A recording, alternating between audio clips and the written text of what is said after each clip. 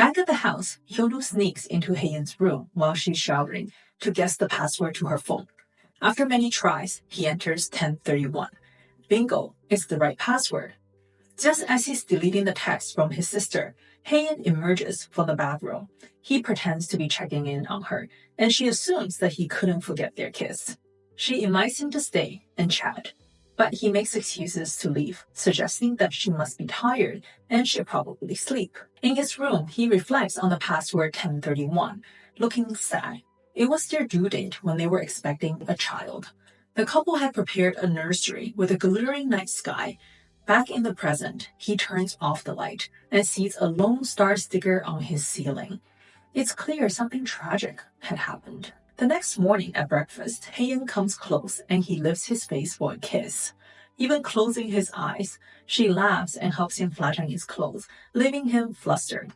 He watches her descend the stairs in a gorgeous outfit, feeling his heart race. When she compliments his outfit, he's over the moon. At work, when she smiles, he can't help but smile too. When she almost falls on the escalator, Hyun-woo yells across the mall for her to be careful and later buys her comfort comfy running shoes to replace her heels.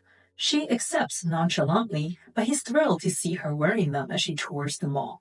His joy is short-lived as Yeon-sun shows up acting intimate with Hae-in, filling Hyun-woo with jealousy. That night, Hyun-woo vents to a friend over barbecue, firmly insisting that he doesn't care about Hae-in flirting with Yeon-sun. He doesn't even like her. Why would he be jealous? He wants a divorce, remember? But the fact that he's grilling lettuce on the barbecue tells another story. Hae-in is finally meeting with the CEO of the partnership. In the car, he can't help flaunting Hyun-woo's affection towards her in front of Yeon-sun.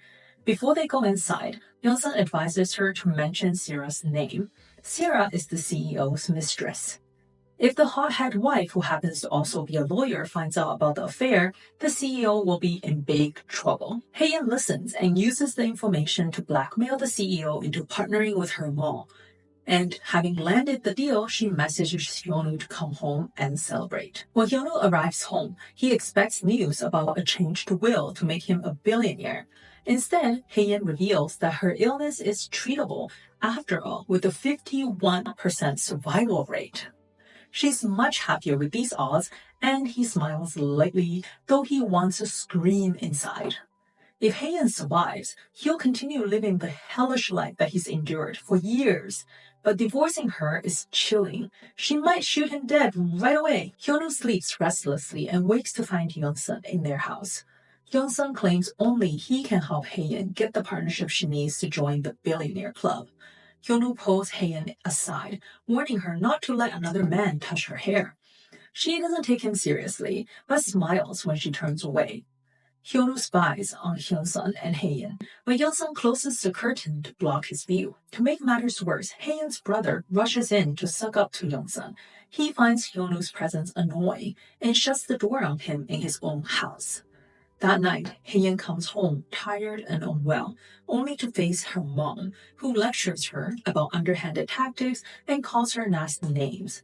Hyun-woo arrives, asking his mother-in-law to leave so Hae-in can rest. Hyun-woo tries to convince Hae-in to tell her family about her illness. She reveals that she's worried about her parents, who's already lost one child, and doesn't want them to suffer the same pain again. She's confident that she'll beat this, and she doesn't want anyone to treat her like a patient. The next day at the office, hooligans are causing trouble at the mall. Hae-in recognizes the customer service staff as someone whose mother has terminal illness, so she defends her employee, stopping the guests from using violence and threatens to sue them for damaging property. After sending the troublemakers to the police, Hae-in receives a message from her sister-in-law asking for help with their father's village head re-election campaign. She rushes to the countryside with truckloads of goodies, hosting a feast and giving villagers expensive gifts. Back at Hyun-woo's hometown, Hae-in looks around his room and finds a pink music player. She marvels at their shared taste in music.